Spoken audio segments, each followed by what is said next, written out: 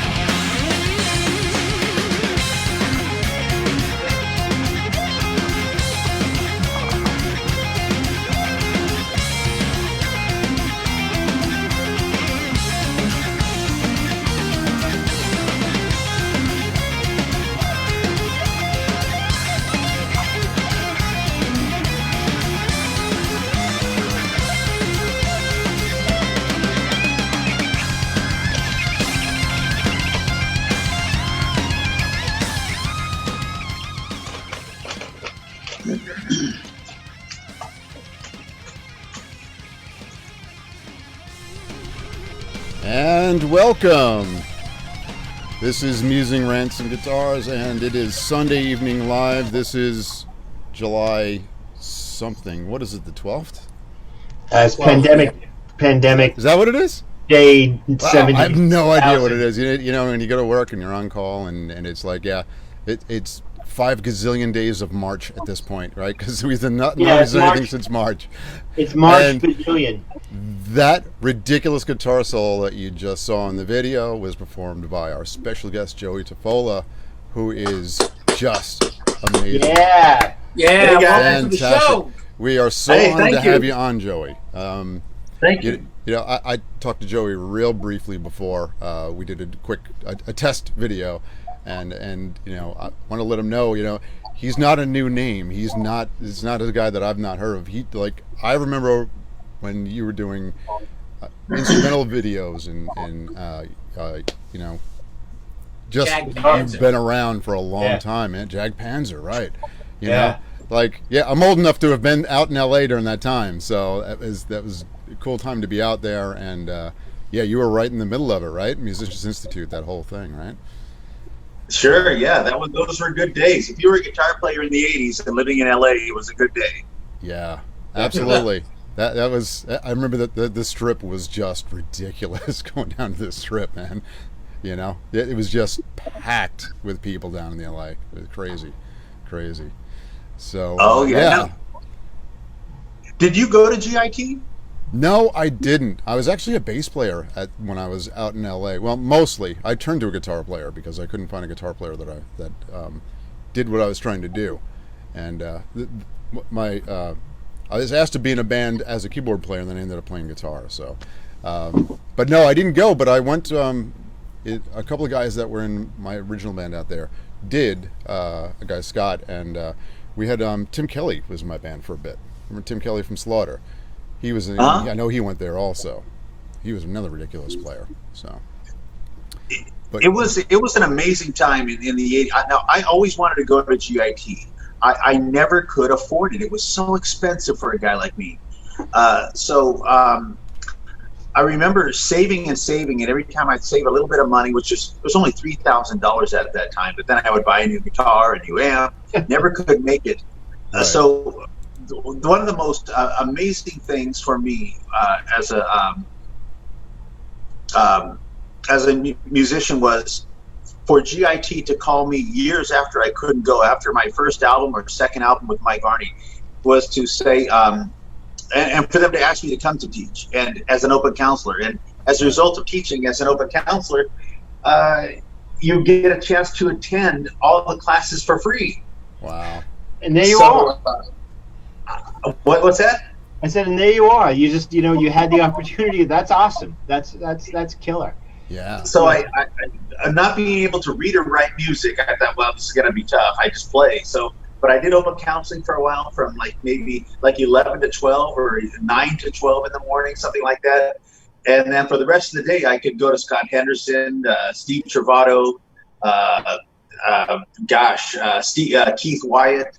I was into the country thing, blues thing at that time, so I could go to all the different guys and actually just study. So I'd get there at 9 and wouldn't leave until they kicked me out around 7 o'clock.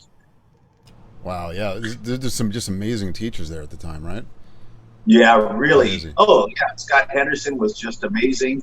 I tried to spend as much time with uh, Steve Trovato as I could. He was a country guy, country blues guy. And there was another guy who's an unknown, kind of unknown, Barrett Taglarino, just fabulous guy.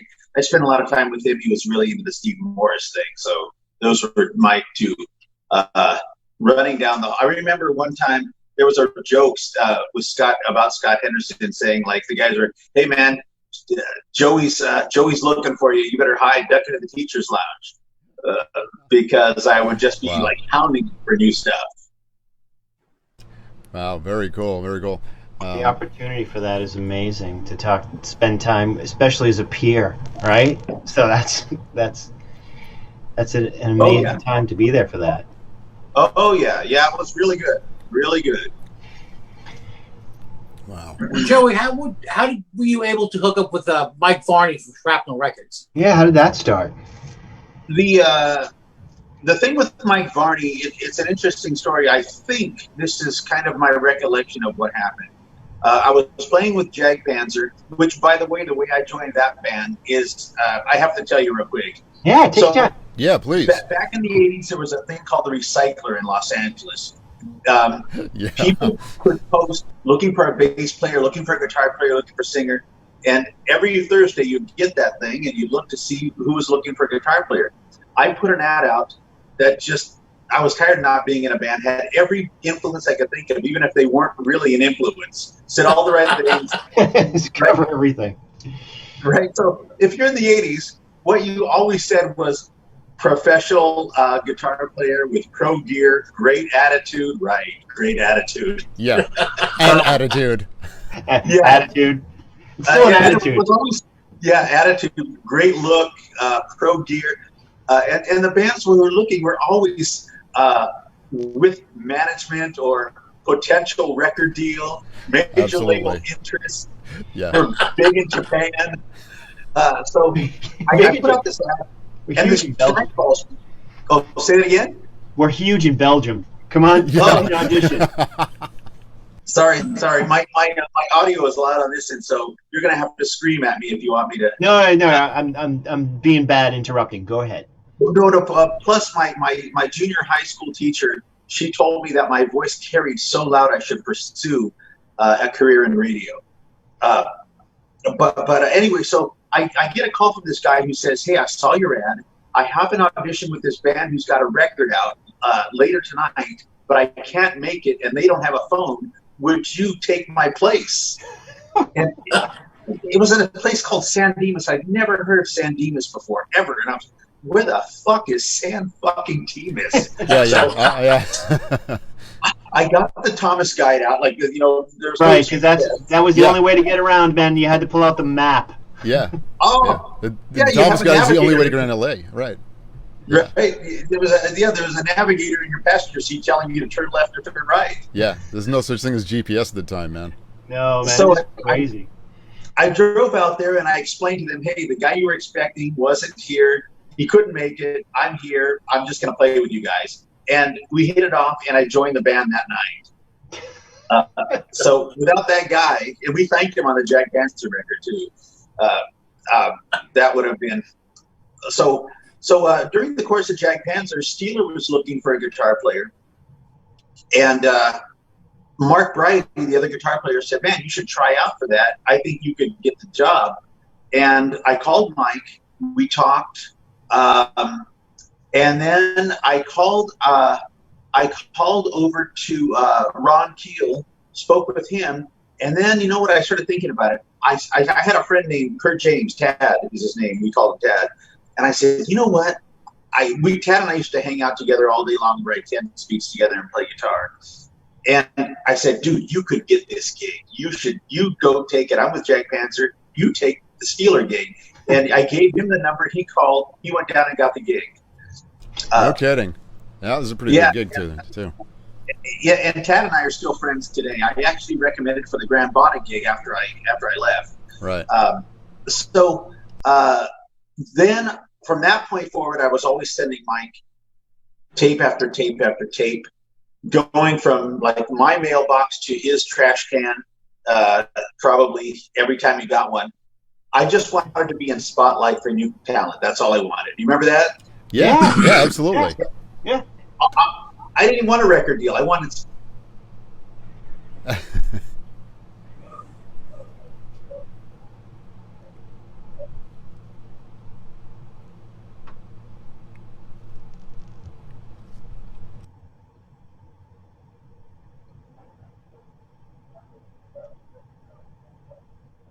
You cut out. Joey, can you hear me?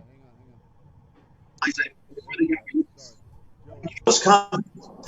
And, sorry, Joey, we lost you just for a second. That was a problem over here. Can you go back up just a little bit? Oh yeah. Yeah, sorry, that was my audio cut out on you. I'm gonna do what I do every time I'm in a meeting and I fall asleep. I'm gonna ask you, what was the last thing you heard? Something about you were born. I was like, no, you were just after you wanted to be in the spotlight. Oh yeah. So all I wanted was spotlight, and so eventually, just so you know, we all read that. We were all of us were always reading, just like who's this new guy, who's a badass right now that Mike Varney was putting in front of us. So. Right, that's what you waited for a guitar player you waited at the music store waiting for the guys to drop it off. You're asking the guy, is it here yet? No, they usually come in at 3, kid. So yeah, that was it. That's who we all wanted to be. And so I remember so many times living in Colorado, standing in the snow, I didn't have a phone, putting quarters in the phone, talking to Mike Varney, standing there with $15, and in between conversations saying like, you have, please deposit 75 cents for the next time. Yeah. And, you know what? We haven't touched on payphones on our show at all. Yeah. where you know, like you would be on the road, and to call somebody at home, holy shit! You had calling cards and change for the freaking. Because if you used a hotel phone, it was like $15 to pick up the receiver. You know. Yeah. How did we freaking do it back then? No, look, you had to find San Dimas in a fucking map. Yeah. We did the same thing. You know, like we would travel from here to Philly and back up to Boston and everything. And how did we even get there? Right. If you were lucky, if you didn't have a map, you were lucky. I mean, to find where you were going, a party on a Saturday night. Yeah, forget about it's it. Impossible, yeah. Impossible. So anyway, so you're talking to Mike Varney. You're filling your pockets with quarters. What happened after that? So basically, the short story is after demo, one time I called him. He called me around midnight, his usual midnight to 3 a.m. conversation, and said, "Hey Joey, I think we have something here. I want to do it. Would you like to do an album?" I said, "Oh my God!" I said, "Yes, that's great." We talked about it. He said, "Well, great. How would you feel about, Tony, who I've been studying with for quite some time, and Paul Gilbert, who I'd studied with for some time during that year, playing on the record with you, Tony producing." I said, "Oh, yeah." And we hung up the phone, and I called him back up 2 minutes later, literally 60 seconds, 120 seconds, and said, "Hey, Mike, can I be in Spotlight?" And he said, "Well, it's a bit of a conflict of interest, Joey. I'm not allowed to spotlight players that I'm working with." And I said, "Well, we just did it like 2 minutes ago." Right. Right. He goes, "Well, it technically is a technicality, but you asked me after I asked you, and you offered acceptance, that rule." Man. You gotta be freaking kidding me. Hang on. So somehow you're telling us that there was some sort of ethics in music? In music? That doesn't happen. I don't understand that. At that moment, and by the way, Mike is truly one of the most ethical people I've known. He does have morals and standards, but that was it. He said, if you would have said no, I said, "Well, fuck it. I don't want to do the record." Let's talk about it tomorrow. I'll say yes. I'll say yes tomorrow. But I never was in Spotlight, but we got to do the record, and that's how Mike and I started. And we're still good friends today. We've had businesses together. We've communicated and we've been to Disneyland several times together. I was just out in Vegas to see him a few times this year. Last year. This year nobody's doing shit. Yeah, that's why we're here. Yeah. I'm telling you, that's the only reason we have a show is because nobody's doing anything. We're the only thing anybody's doing. Right, we're just looking for people to hang out with and have some fun and laugh. Yeah. Yeah, you call this so this is what you call fun. It is. Yeah. Yeah. I mean, we got to talk to other guitar players. You know, one time we had a drummer on. It was almost like having a musician there. The guys are great friends of mine, and he had to start some shit with me on Facebook about this. It's like, it's nothing but fucking guitar players, man. You got to get a drummer on there. I'm like, all right, yeah, it's gonna be you. So that's great. It was good. He's a good guy. But so you're working with Paul Gill. We were working with everybody on this. So what was it like making the first record? You're in LA making this record, right? At this point, or no, we were up in Mike Varney's studio in Cotati, Northern California, near Petaluma. Okay. That's where Mike did all his records up there. Oh, okay. Very cool. So what was that experience like?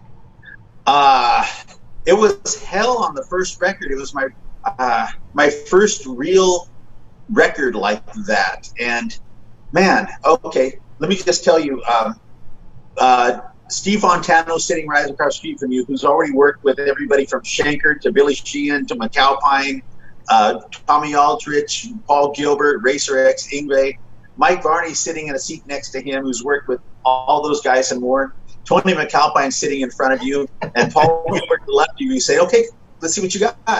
Yeah. Oh, shit. Oh, man. And then you start playing, and then all of a sudden, hey, hold on.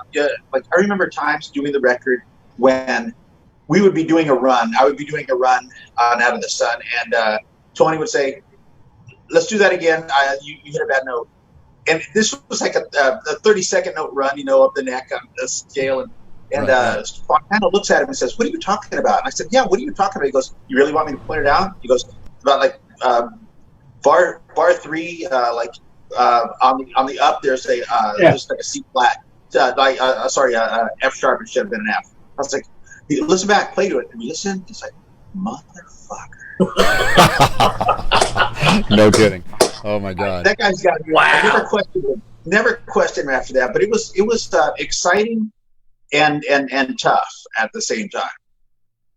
Yeah. I bet you got like a bunch of heroes there, and you gotta be there. You gotta play the game. Not to mention we had Yngwie's bass player Wally Boss on there too. Wow. Man, I would have melted down and just hid. I just would have just curled up in the corner someplace. That's freaking amazing. Yeah. So in the days before recording, Yngwie was staying at Wally's house. Wally was staying at Yngwie's house in the Woodland Hills, and we would go up there. That was right after he had his car accident and was trying to get his chops back together. And we'd be at the house, and we'd walk in. He goes, "Okay, listen, before we go in." And I'd met Yngwie before. I'll tell you another story about that. But when he was working with Graham Bonnet, but he said, before you go in, don't talk about guitars. If you really want to get on his good side, talk about watches and guns and cars. So just walk in and it's like, hey man, what's going on? Hey, a nice watch. You got any guns? hey, can we take a ride? It's like, oh man, you want a beer? Yeah, fuck yeah, give me a beer. A nice watch. You got any guns? And so I was so poor at that time. I had sold everything I had to do that record, that I borrowed one of Paul's Marshalls for rehearsals to finish rehearsing for the album and for the recording. One of his Lee Jackson mods.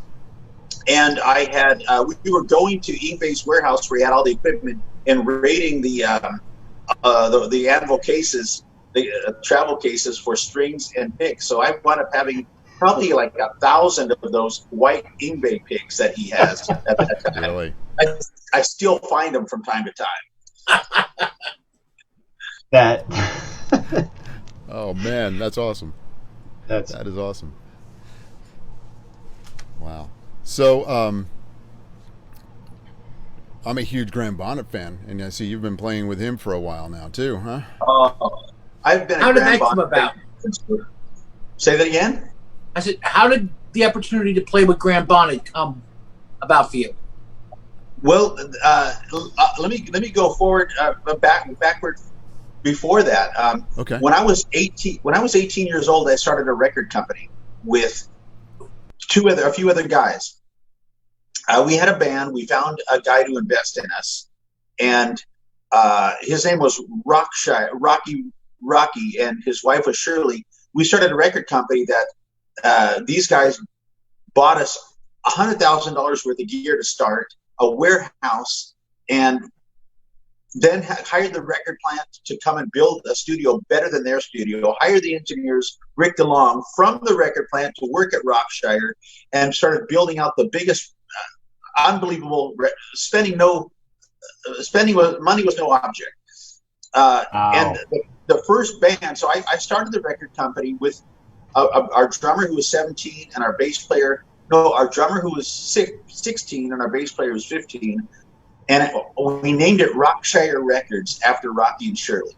That was my idea. One of the first major bands to sign on them was Graham Bonnet. So the record company I started when I was a teenager signed Graham Bonnet for his first Alcatraz album. I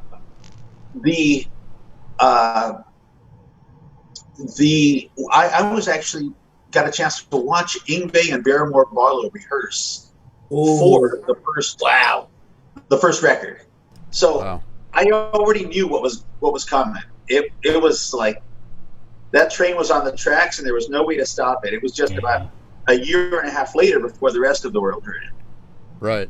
The first A Rising Force record, but I watched him, and because Yngwie played the bass, it was just the two of them rehearsing. Wow. Pretty cool. Yeah, I was fortunate to have gone to see Graham with Yngwie in Alcatraz way back, and obviously that was the first tour. It was the first album. Yeah. That was crazy with the wall of amps. Even then, he had the wall of amps. It was just sick. Saw them play at the Rainbow Music Hall in Denver on that first tour, and this is another story that is just I can't even believe some of the things that have happened to me in my life. I was just a kid. Okay, I had already started a record company that signed that band. The record company got so big, and I was just a kid. I had no place there, but I was the founder and starter of that label with a few friends. I joined Jack Panzer, moved to Colorado. When that first tour came out, you know the story when Yngwie threw the guitar up in the air and that piece of the headstock broke off. Yeah. Of his main guitar. That was at the Rainbow Music Hall in Denver. I watched the guitar fall on the ground. I watched that piece land 2 feet from me on the stage, and I was thinking to myself, should I pick that up? Should I grab it? Right. Wow. Definitely had to go through your mind. I mean, you're 17 and you're at a rock show. You're like, I should grab that. Absolutely. Oh yeah, and then his tech came out and grabbed it quicker than crud. Man, that is cool. That is cool. a moment. What gave you the balls to start a record company at like 17 years old? I'm trying to figure that out. Like 17 years old, I was just trying to figure out how to jerk off as many times as I could, you know? Smoke a lot of weed. Yeah, you know? What the fuck, man? You know, I've always been somewhat of an entrepreneurial-minded person. I remember when I first started taking guitar lessons when I was 12, guitar lessons from this one guy who would show me Blackmore stuff were $10 an hour. And that was a lot of freaking money, dude. Minimum wage $1.75. Yeah. So I had to work really hard to save money. I'd go take a lesson, and then I just learned what he showed me, and then I would show it to two kids in the neighborhood for $5 each. And then I would take the money and go get another lesson. I started going back to this guy like 2-3 times a week for lessons, right? And he's like, how do you get the money to do this? He was stoked. Well, you know, I'm teaching. I told him what I was doing. He was like, oh. He's like, oh, this kid's got something going on here. Yeah, he was impressed. Hey, I just want to get back to the Bonnet thing for a minute. When you Sure. were playing with them, did you feel any kind of pressure in having to fill into shoes of like a Richie Blackmore or an Ingve or a Michael Schenker when you were performing live with them? Because I noticed when you did the solo spots, you kept the main parts that people are familiar with, all the melodic lines and stuff, but you were able to incorporate your own sense of style within the framework of what people were expecting to hear. And I thought that was pretty amazing. Yeah. But I wanted to know if you felt any pressure in living up to expectations from those guys, because you did a really good job in being level with them as far as I'm concerned. Of course. So you asked another question earlier, which was, how did that gig come about? Yeah. I have stopped playing guitar for 15 years. Not too many people know about it, but I never touched an instrument for not even one note. No, it didn't even know where any guitar. I don't know if I had any guitars for 15 years. I started a business, did well with the business, and at one point the guys from Jag Panzer called me up and said, "Hey, do you want to go out and tour again?" And I was like, "Man, these are my best friends. I had so many good times with them. We had a band house together. We lived together. We fought, beat each other up, had black eyes and bloody lips together." And I said, "Yeah, let's do it." So that was the reason I started playing again.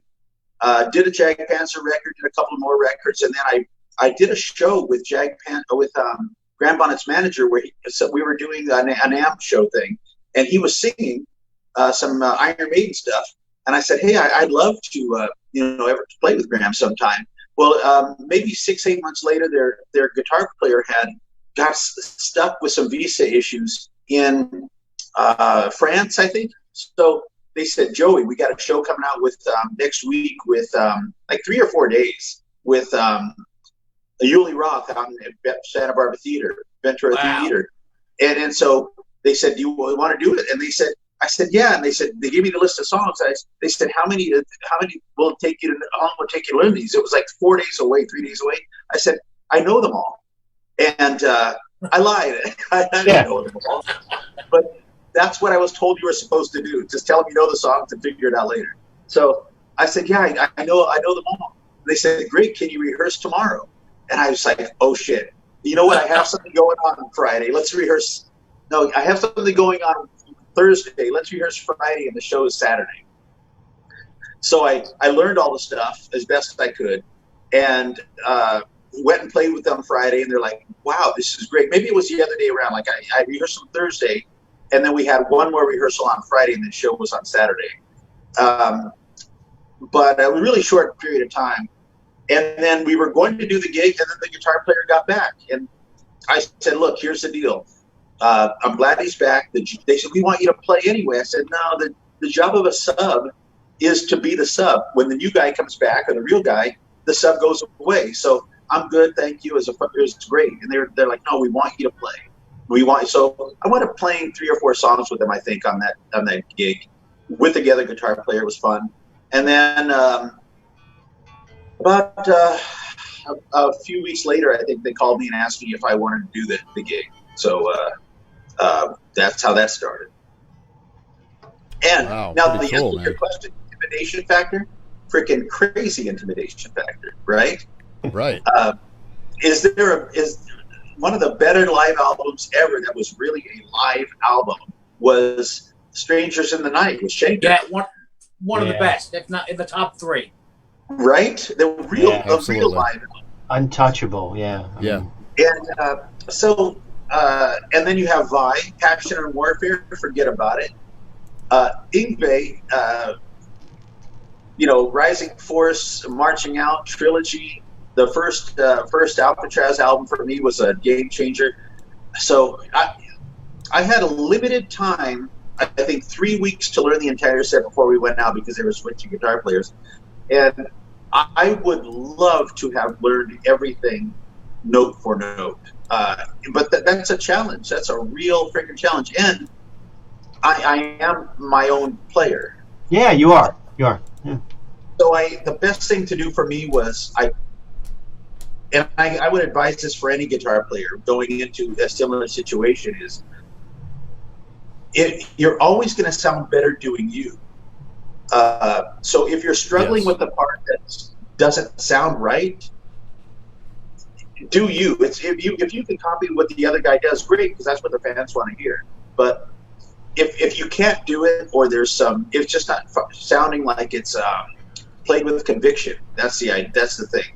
At that point, do your own thing, because you're going to sound better playing with conviction, something that you do, as opposed to something else by somebody else that has zero conviction or limited conviction. It'll show. It'll show. Yeah. I love that. That's really, great advice as far as that goes, right? You go ahead and you have a feel for it, but you really want to bring conviction to your playing, and you still, you always do. But if you're covering somebody, and we can talk about this because Joey and I have been in cover bands and doing all that. There's a different feel there as far as what you're doing, until you're really like playing something that you love and you're really, really putting yourself into it. So yeah, that's not for nothing, but I had to follow up for some assholes in the band before me. I had to try to follow in his footsteps. Oh, I got a fucking show with him. That's right, you asshole. I know. Nice one. So yeah, so Joey and I had this whole trading bands thing that we've done, and we're trying to figure out what to do next. But anyway, because we're trapped inside these tiny little rooms now. But anyway, so you're doing this gig and you're playing, and believe me, we watched a couple of them, and I watched a few of the other shows, and you really bring it and nail it. And I mean, his voice is amazing. It's so powerful. How does it? He's no kid either. How does he warm that up? I mean, I'm not putting it on you, but I mean, you're there every day. I mean, how you guys rehearse? I mean, does he take it easy at sound check or something, or whatever? Let me tell you, with Graham Bonnet, there are no rehearsals really to speak of. Yeah. It was never like that. And I'll tell you, one of the things with almost just any other rock band in the world, you could say, by the time you get on the road, by the 7th show, 8th show, the second weekend, you're so solid and just keeps you getting better through the whole tour. Yeah. With a guitar gig like this, if you don't have your shit together on the first, if you're the guitar player and you don't have your shit together on the first week, because of all the traveling, the planes, the traveling, the long drives, no sleep, no time to warm up or play, you don't get better, you get worse. Oh, we can do that. It's just that's the way it is. It says you can only go so long without exercising, right? And if you just got off a 4-hour flight, then from there you go to a 4-hour drive, and then you get to the gig like an hour late, and so now sound check is out the window, and dinner is out the window, and you have to decide whether you're gonna have to decide whether you want to take a shower, warm up, change your strings. You can only pick one. And wow. So being on the road can be rough sometimes. There's no time to practice. So you got to have you better have it together when you get there. But I tell you, with Graham, you were talking about him. Graham doesn't know how to warm up or take it easy. Every rehearsal, his voice is so powerful. He only knows how to sing powerful.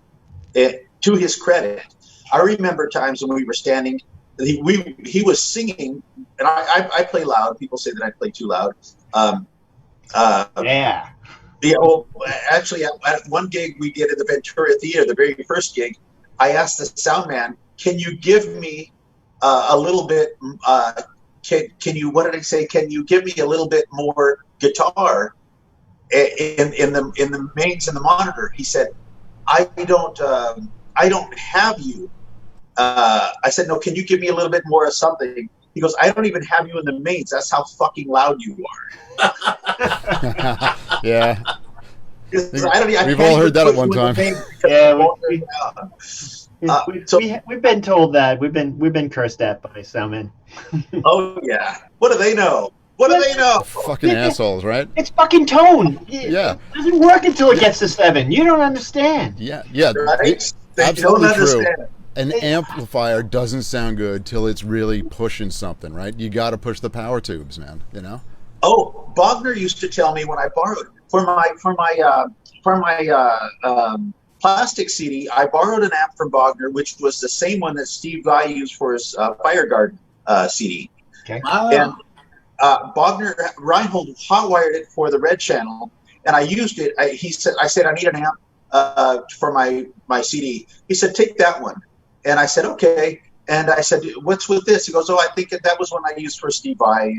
He borrowed it. He wanted wanted hotwired just for the red channel with nothing else, just for solos. And so when I said, what is it, 6 ohms? 8 ohms, 16 ohms. He said, whatever. He goes, try mismatching the ohms and see if you can drive the tubes and make them really hot and get a good sound. I said, what if I blow it up? He said, then I'll fix it. That's true. I mismatched those ohms. Only Reinhold, man. That's the only guy that ever said that. I mismatched those ohms until the tubes were like red and looking like they were going to melt in front of your face. And they never blew. But this. So I got to tell you, on the Grand Bonnet thing, I remember one time rehearsing with him where he came in the room to hear us, what we were doing. Hey guys, how you doing? Sounds good. And he started singing along without a microphone in the room. And I could hear him like he was almost singing through a mic. He was standing next to me. That's how loud he sings. Wow, he's all out when he goes. Yeah, just watching, a whole bunch of different videos throughout. There's his stuff's available from the beginning. The Rainbow stuff all the way up to now, and he is absolutely dynamite. So yeah. And again, I got to watch all these different phases, and ending up with the Daryl House thing, and you fill some big shoes, dude, and do it very well. I mean, really crush it, man. Yeah, you Graham's played with some players, and including yourself. I mean, yeah. You're not gonna probably get it from us today, but fuck you, Yeah. Fuck you. Exactly. Watching that. Well, that's why I asked you if you felt that. Did you have a lot of pressure, or did you put a lot of pressure on yourself in having to perform those solos and songs that by Blackmore and Schenker and Yngwie and all that? I always put a lot of pressure on myself, no matter what I do, and some of my mottos are, I can't do anything, but I can always overdo everything. Or you never. I like that. When good enough is never good enough. I mean, so yeah, I really wanted to try and catch the vibe, but at some point you got to look at it and say, I'm going on the road in 3 weeks. I've got 21 songs to learn. Where am I going to put my effort? And is it that important to capture this much? How much of it is important to capture versus just to play with conviction and make a good show? But yeah, a ton of pressure, of course. They're all my heroes. The Schenker, Blackmore, Vai, Yngwie. Right. God hasn't made a guitar hero in 30 years or 20 years, something, right? I don't know who is a real guitar hero. I'm talking about the package, the full package with everything, the tone, the look, the songs, the chops. And those are just the guys. Those are the guys. Right. Yeah. Right. I think that was it. Yeah, it's in the gig, we're guitar players. We always cross our arms and look at somebody. I mean, you're coming in, there's got to be skeptics in the room too, and you bring it. So, amazing. Thanks. Yeah, it was tough. There were some nights I felt like giving the money back. Really, it's just like you go backstage and you just feel like, shoot, can I just pay you for letting me play tonight? Yeah, we're playing with Graham mode. Yeah, absolutely. Yeah, some nights, everybody has those nights. Yeah. But okay. But obviously, you said you took 15 fucking years off. How long did it take to knock that rust off, man? I took 7 off. I took 7 to change careers, and I came back, and then I had a couple of kids, so I took another year off. So it was on and off for quite a while. 15 is a long ass time, and watching that video at the start of our show, man, you're flying. You look great. Yeah, it doesn't look like there was like he's not stopped. It looks like there was no break. Back? Yeah, you're fully back, you think, and feel good and everything? No, I don't think I've ever I ever got fully back. What I did was just progress into another dimension of my playing. The things that were very comfortable for me back then that I thought that never came back. I just plus I just have new we have new things we work on, right? New ideas, new techniques, Absolutely. things we want to try. So I just started playing, and whatever some things stayed with me and some things changed, and some things I added new things, and sometimes I just out with the old, in with the new. Right. I mean, 15 years, there must have been a couple of moments where you were starting again and going, oh, I can do that still. Those must have been some cool moments too. I mean, just, did you impress yourself coming back after 15 years, or? The first 3 months seemed easy. It seemed like almost everything came back in within about 90 days. Yeah. This is when I realized, and this will maybe help some other players. Growing up, I always thought playing was largely physical and very little mental. Mostly entirely physical. Like I have to practice 10 hours a day, or I'm not going to be anything. What I realized after this is I had been playing guitar in my mind for 15 years, thinking about things, and music was still a part of in my mind. So Absolutely. When I got back, so think about this: if you work out every day, you stop working out for 10 years, you can get in relatively good shape within like 93 months, 4 months. And I feel that guitar playing is somewhat similar, but if your mind isn't inventing and taking you new places, so now I'm of the believer that it's mostly mental, and that most things we do in life for achievement, it's a mindset as opposed to a physical capability or incapability. Look at people who are having who have physical challenges, who just you look at them and you're like, how in the world did you run that mile that way? Or how did you play the guitar that way? Or how did you achieve what you did with that disability? So it's because it's the mind. The mind rules everything.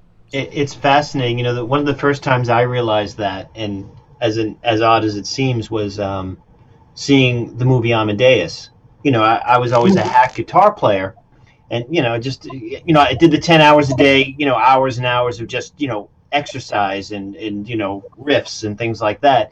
But then, in the scene where he's with Salieri and he's dictating the entire symphony with no instruments, nothing. It's all, every single note and every single arrangement is in his brain, and he did it like that. That's when I realized I was probably doing, and then another 20 years later to actually figure out that, I'm actually doing that in my head and learning. But that moment was probably there's some thought that goes into this. I'm not just moving my fingers around, right? This guy is taking, every single step of an arrangement in his brain for an entire 100-piece symphony. So. That's right. Yeah. One of the guys who I was fortunate to have a really close friendship with for a very short amount of time, who was a dear friend of mine, was Sean Lane. There was a time when we hung out every day, 6 hours a day for months and months. Wow. He would. When we were in Europe, we used to hang out together. We ate breakfast together. We ate dinner together. We played together. We went to museums together. He had a way of practicing with his hands on the table and he would just formulate the movement with his hands, whatever he was doing on the table, and he was practicing that way. And he's the one who got me onto the theory that practicing is mostly mental. Now he stopped playing guitar for about 10 years himself, but went completely over to piano and then came back to guitar. Wow. Yeah. Yeah, and he was probably absolutely fingering and hearing exactly what he was playing while he was just doing that. You know, he was. Yeah, he was an incredible Yeah. talent, an incredible talent with a memory like you wouldn't believe. I got to tell you real quick. Sean, what is it? I don't know how many stories I could tell you, but he could read a book in about I don't know, a big book. I'm talking about 800 pages in an hour or so. Him and his sister were both gifted this way, and I believe his mother was as well, where he would go to the library with a wheelbarrow and get 30 books and come back and read them and turn them back in the next week. There's a story that he told me where he brought a wheelbarrow full of books back to the library and said, hey, I'm here to turn in these books. And she said, he had a soft voice. And she said, well, okay. She looked in the computer. She said, there's something wrong with my computer. According to this, you've read every week, just about every book in the West Wing of our library. He said, yeah, I know. I can't sleep at night. And so I witnessed this so many times firsthand. When we were one time walking in a museum waiting to go see, we went to see Mozart's in Vienna. We went to go see Mozart's place where the apartment he lived in. Yeah. We went to go see we went to the Castle Schönbrunn where he played his first concert for the Queen at age 5. We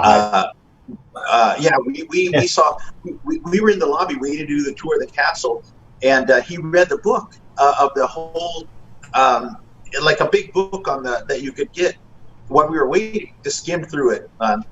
And they were giving us the tour, and the lady said, oh, no, over here we have this wing, which was added in 1584 when a delegate from Italy was coming to stay, and this wing was built especially for him and his wife. And Sean said, that's not right. This was actually built in the 1693 when it was built for this. And they started telling her, and everybody was like, how did you know that? Well, it's in the book. Oh my God! While I was waiting, it was about 15 minutes before we had to come in. So I read the book, and he was incredible. Your memory's not too bad. That was pretty good. I mean, spending the time with him and just either it rubbed off, or you have pretty much a pretty photographic memory too.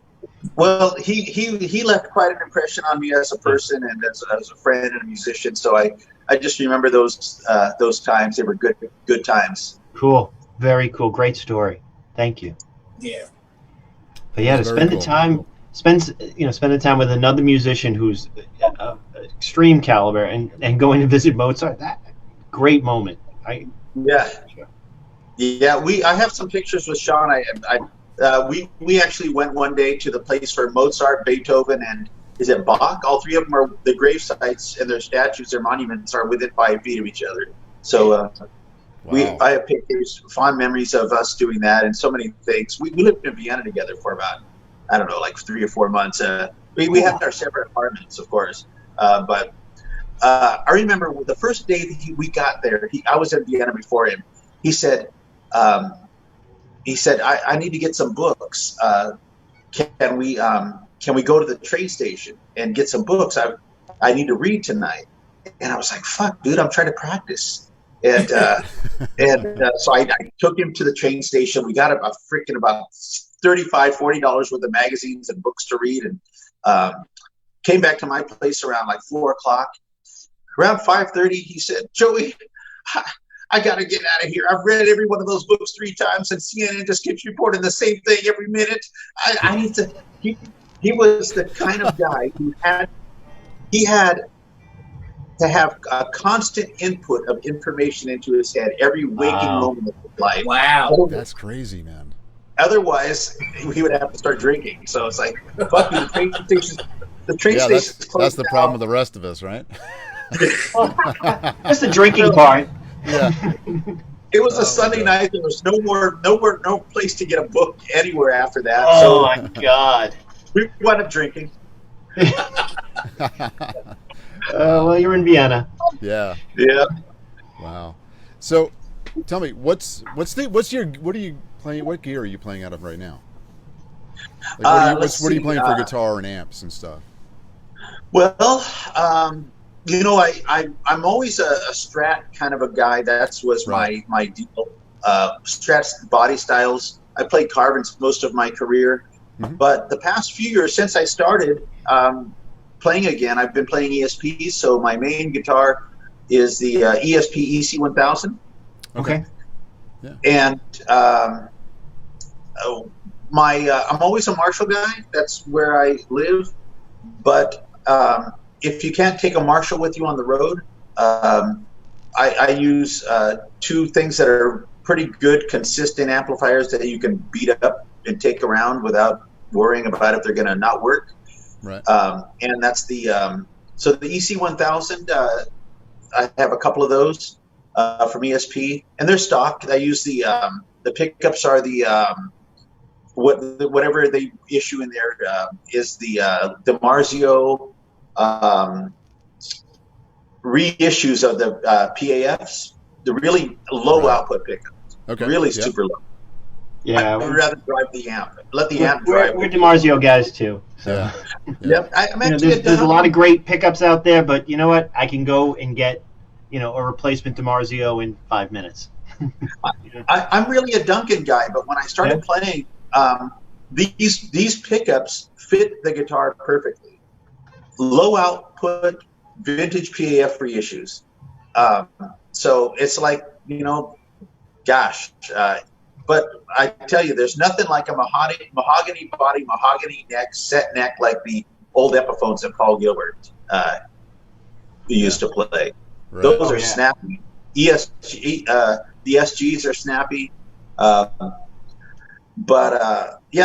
and then the Angle Blackmore model, which I thoroughly love.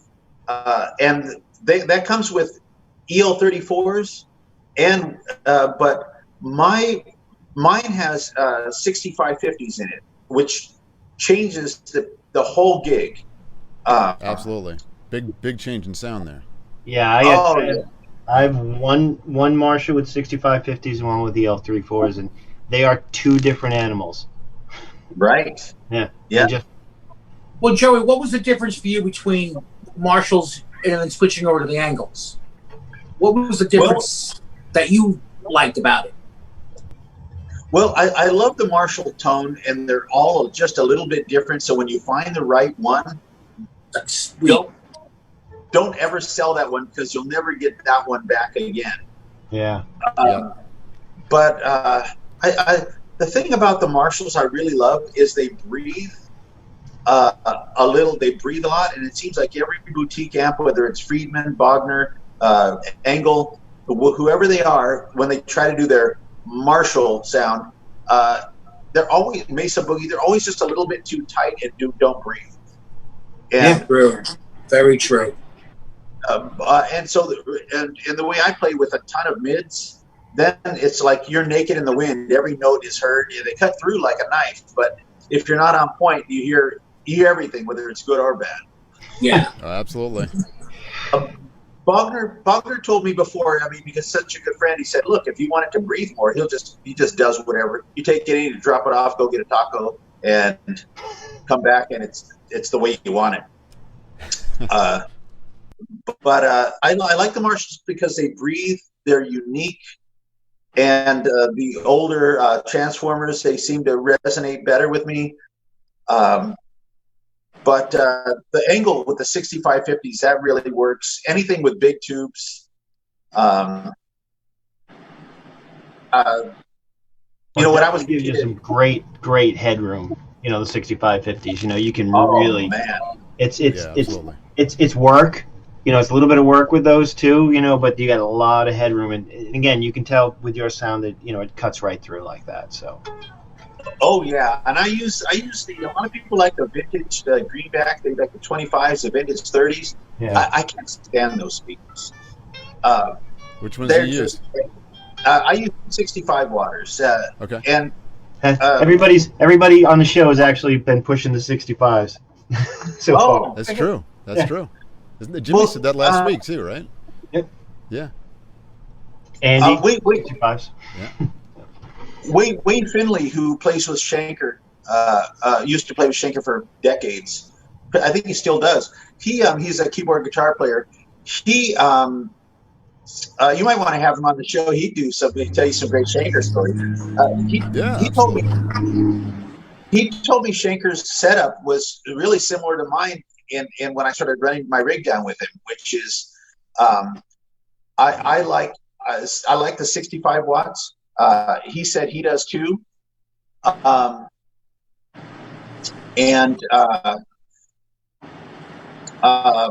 like having a dry cabinet and a wet cabinet.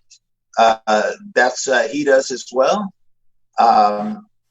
And so a lot of the stuff that he told me, like, well, Shanker does that too. And I said, wow, I do that too. And oh, no, that's pretty cool.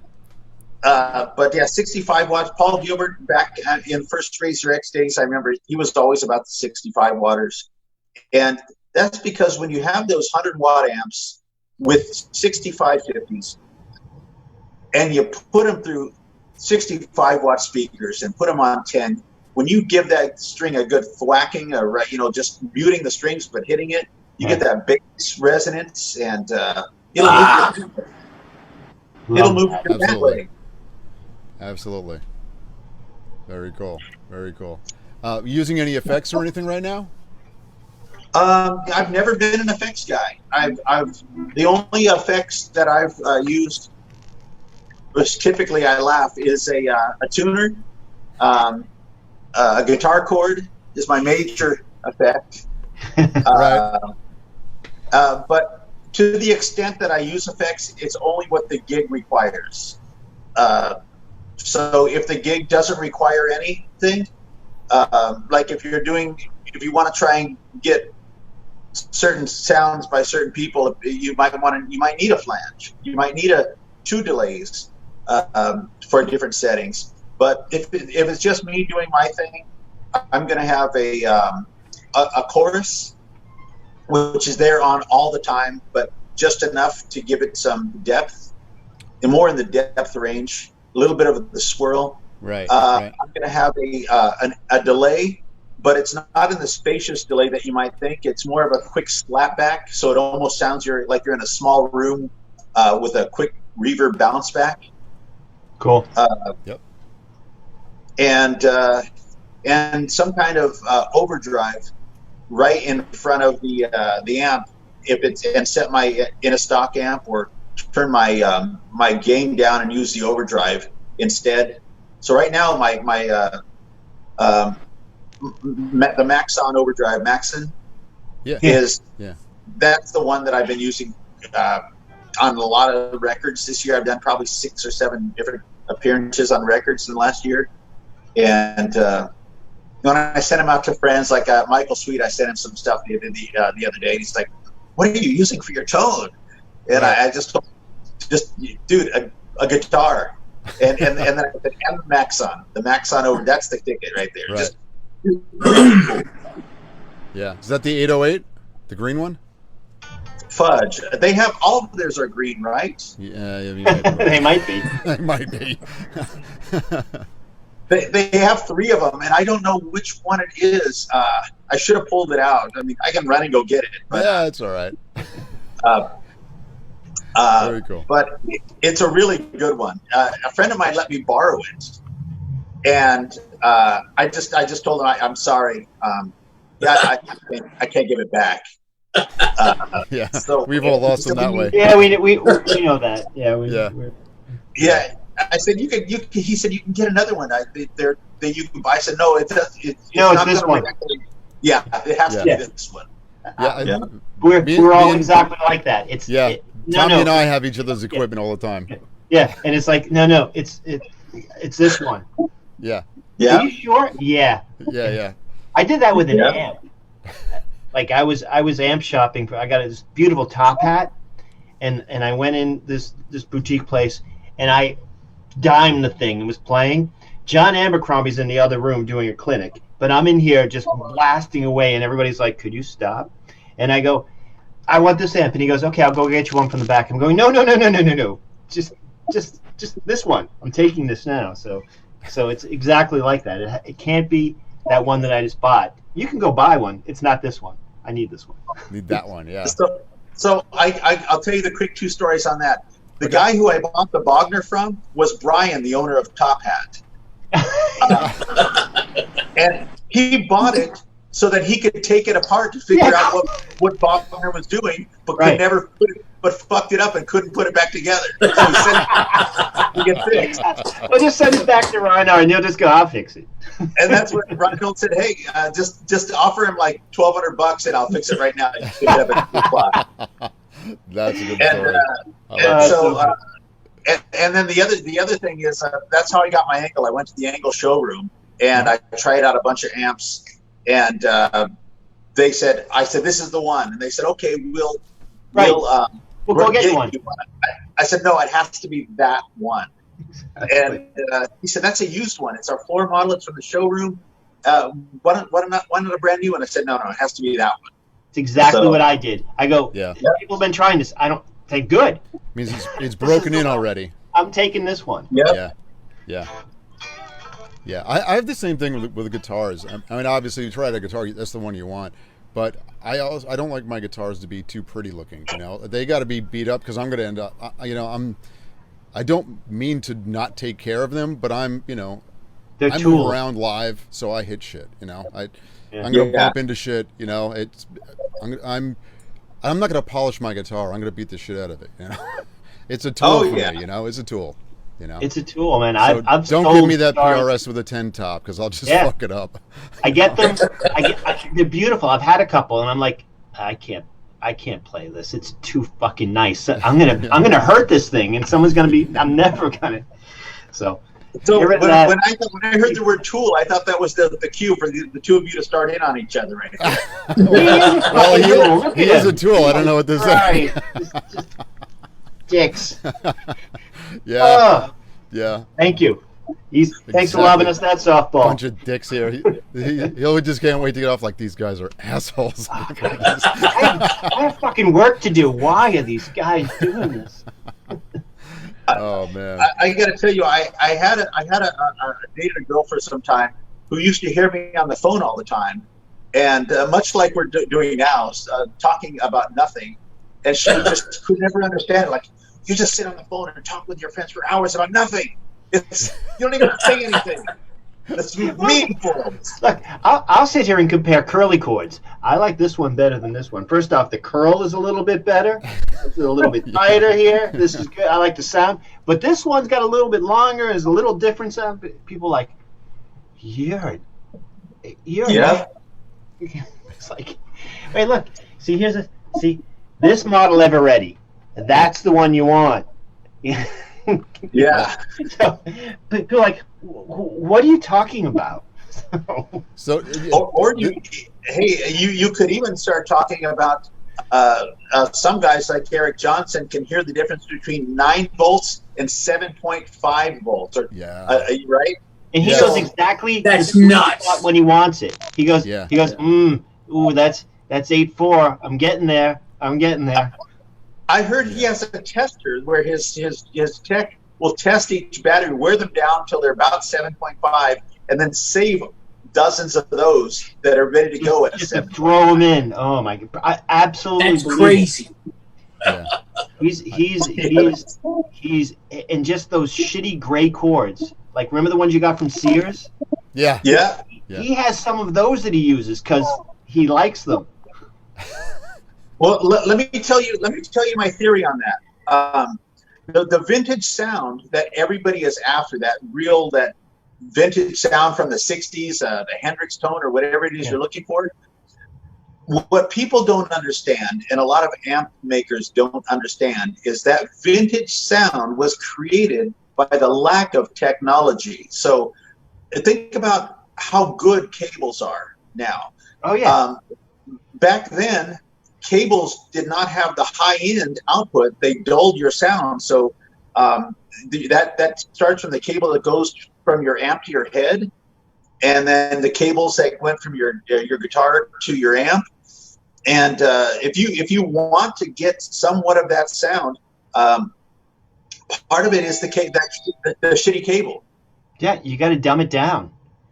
Sometimes you get a monster cable which has no resistance, right? You get these people with these pristine. I mean, we're not playing jazz. We're not looking for that. We're looking for a little more vintage tone. Yeah, we should probably dig into some shitty cables.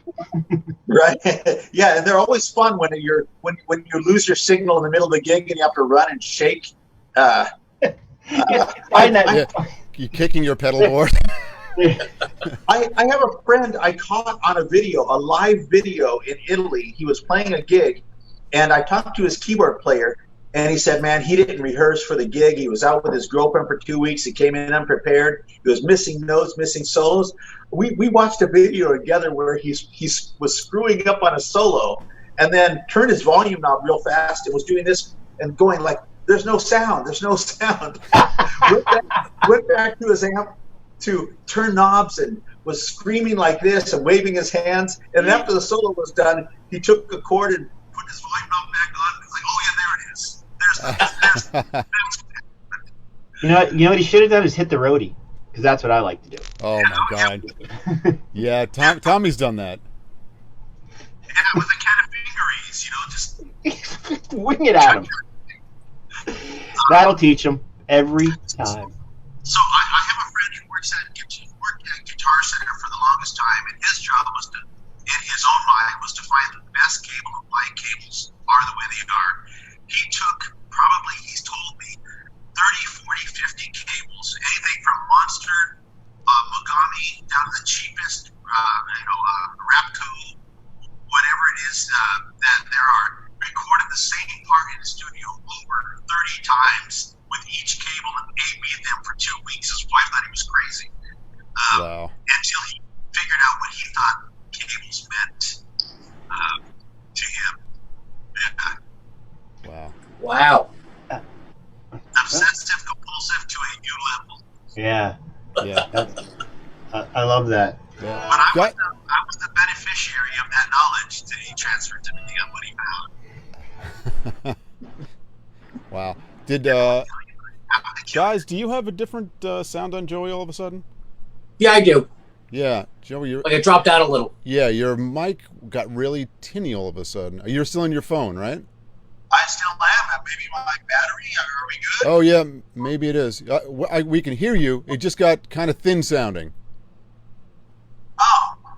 So, but we can hear you, so that's Oh, yeah. okay. It just, yeah. I mean, it doesn't sound as good as it did before. So, but we can understand you. It's fine. Okay. Yeah. All right. I'm on my cell phone, so Yeah. I should have plugged it in. Oh, that's okay. Hey, Joey, I just wanted to ask you, you had brought up the Plastic album earlier in the interview, and great record, by the way. Thank you. In particular, the song Touchtone. Is that a sitar I hear? It's a simulated sitar that's doing some of it, and then the rest is actually my version of trying to make a guitar sound like a sitar. Great job. And great slide work on that, too. Great, what work? The slide work, you doing slide in that song? Oh, yeah, thank you. That's Yeah. one of my favorite solos, actually, on that record. Fantastic. I just didn't know that. I was like, wow, this guy can play sitar also, so that's pretty amazing. So it was a simulator. Yeah, some of it's a sitar simulator, just like a keyboard sound, and some of it's me just trying to do like, and it's pretty obvious which is the sitar and which is the guitar. Should I run and try and plug my phone in right now? Or Yeah, just go right ahead. Go right ahead. Yeah, try to plug your phone in because it's a little thin. Yeah, we're all right. Right. We can we'll start one of our segments and we'll talk about that. All right. So we were going to talk about a new segment because I know Joey's got something for us on this too. All right, wait. Before that, can I just do a shameless plug for somebody? Absolutely, Len. Go ahead. Okay. So yesterday, my sister and her husband were, doing the food truck thing over at Long Island Brewery in Riverhead. Right. And right next door, they had a guy that you throw axes. Okay. Like axe throwing. Yeah. Yeah. Wildest thing. Okay. So I learned how to do that, and I just want to give him a shout out because he was such a great guy. So Now you can kick ass by throwing an axe? This is fucking cool. Dude, you gotta be my total print, just like wham. Yeah. It's the only one. It's the only one on Long Island, and it's Alpha Axe Throwing, and the guy's name is Vinny. They're the only one on Long Island that are doing it, and they can come to your house for 2 to 4 hours for a party. You know, you're having to get together, just throw axes at each other, and they can be reached at what is it? I'm blind as a bat. Even with glasses.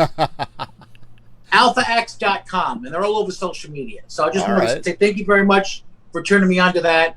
And go check them out. Very cool thing to do. Very cool. Sounds awesome. Thank you. Yeah. How's it going, Joey? Are you plugged in? I'm good. That's what it was. Your battery must have been dying, right? Yeah. Yeah. You're sending video too, so it does kind of eat the battery up pretty quick. So, certainly. Yeah. So what we'll do is we'll go into our segments here, because I know you have a time limit today, right? Yes, I do, sir. Yeah. So we'll go into our segments. But man, your stories have been fantastic, and I would like to have you on another time so we could get a little deeper into some of those too. They were, man. Well, you got a lot to tell us. Remind me to tell you if we ever do this again about the time I was on tour in Germany and jumped on the David Hasselhoff bus and partied with the Hoff like a madman. And his shit! All right, please save that because we want to hear the whole story because our fans love the Hoff. Yeah, don't hassle the Hoff.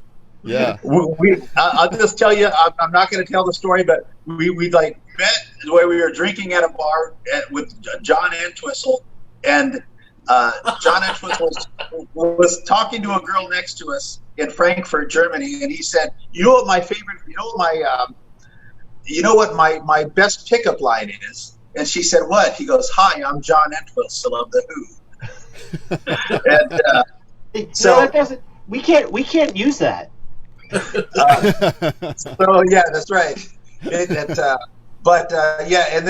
I had a week off.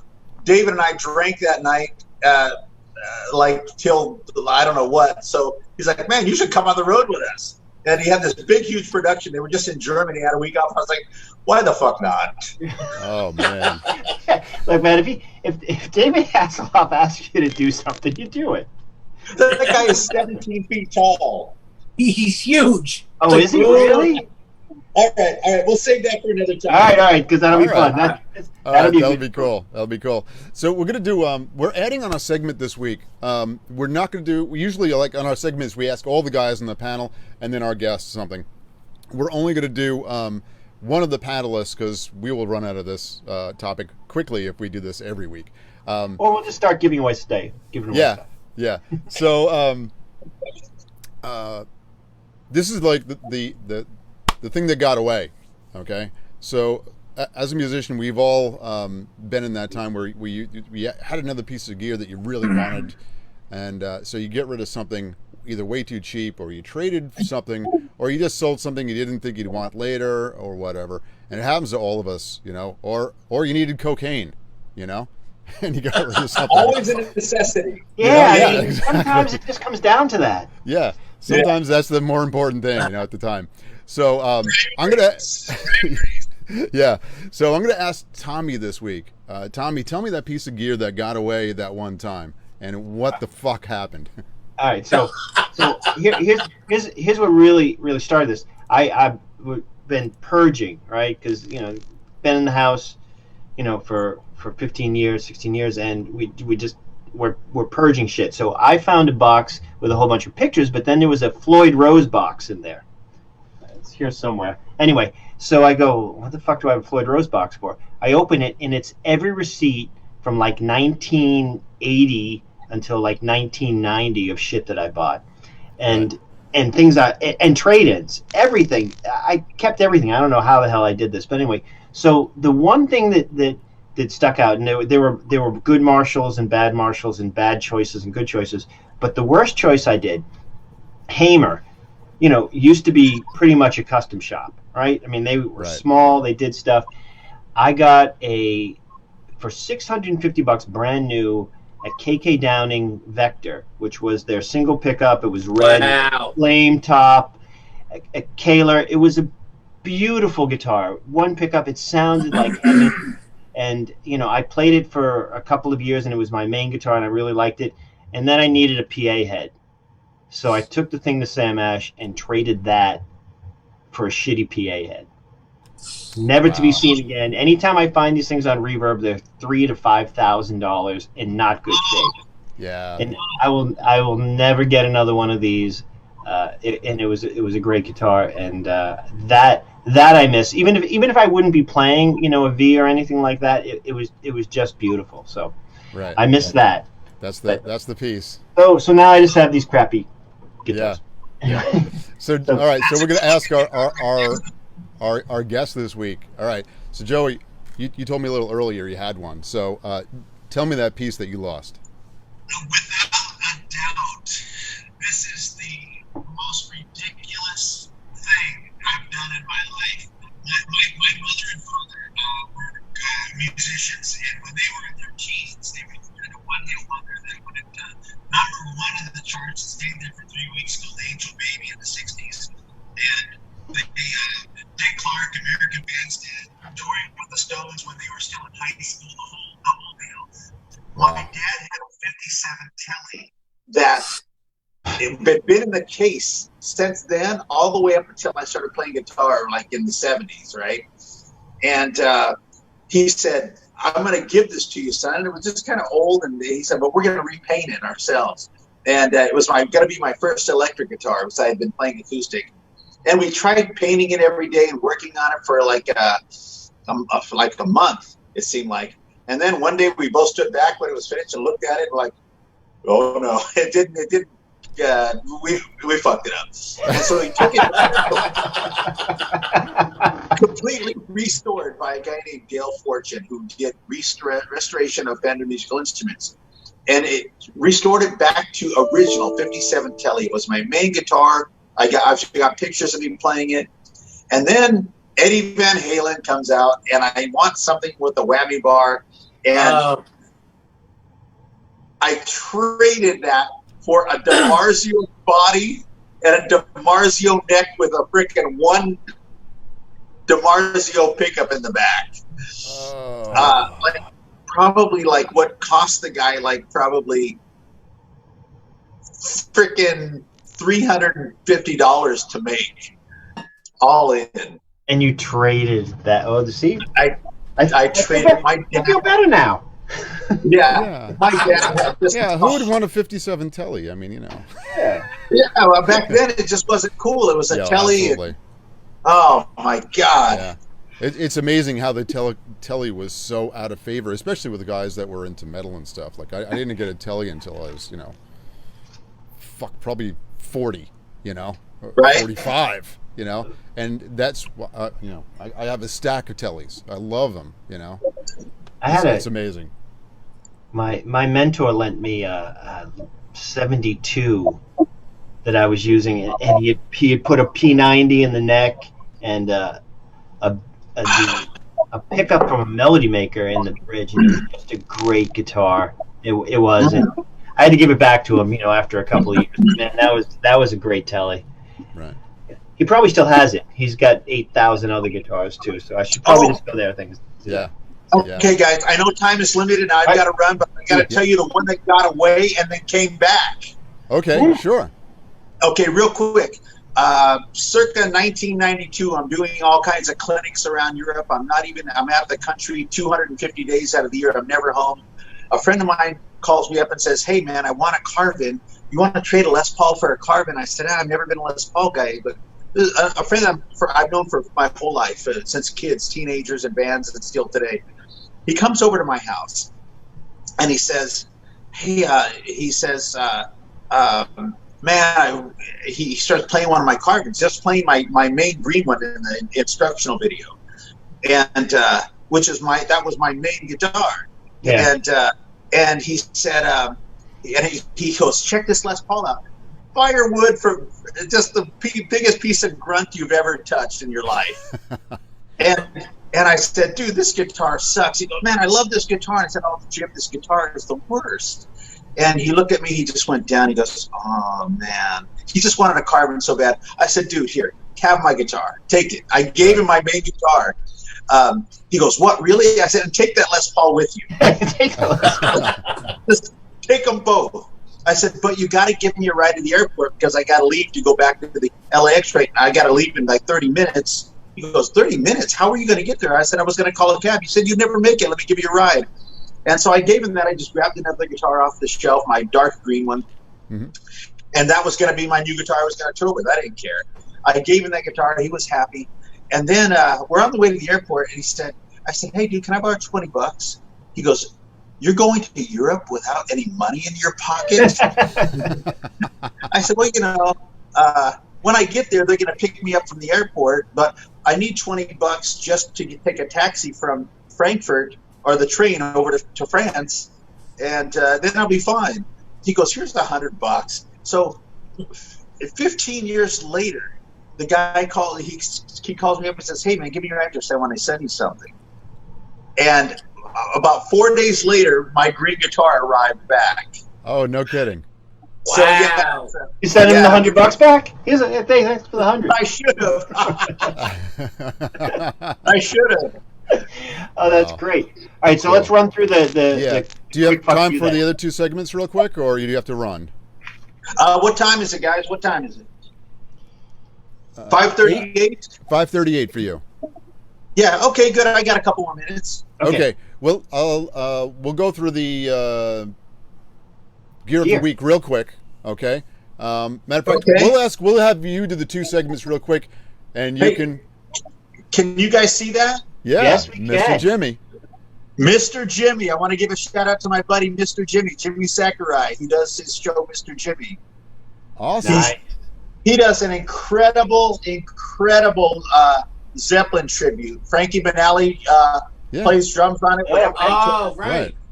Yeah, wow. But there it is, Mr. Jimmy. There we go. Wow. So, hey, Jimmy. Very Jimmy. cool. All right, guys, go ahead. Let's wrap. All right. So the gear of the week. Tell us a piece of gear that in the past a month or so that either you dug or you got frustrated or there's something you wanted to try. Any piece of gear. I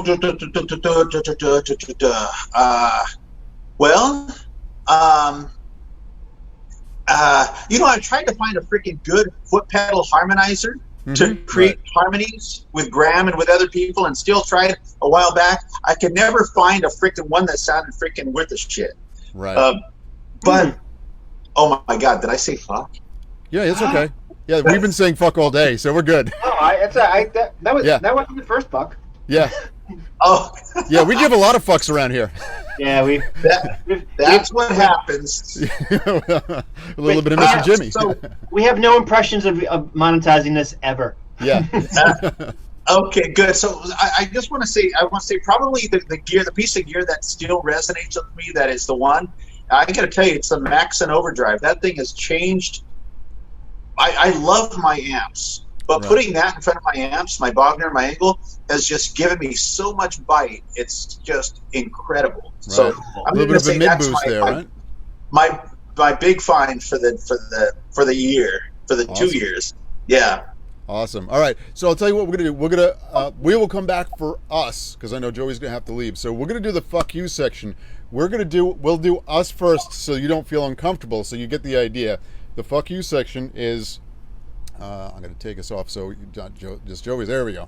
So the fuck you section is actually a compliment. So we're just saying fuck you to somebody for playing so well. So we always like to tell our guests to fuck you because we watch the video. Yeah, we watch you play. Goddamn. And holy shit. Fuck you for playing like that. I should just take my guitars and throw them in a fire right now. Fuck you. Fuck me. Fuck you. Fuck you. Badass shit, bro. Yeah. So Lenny, give us a fuck you this week. Who do you got? Well, I'm gonna go with Steve Morse. Okay.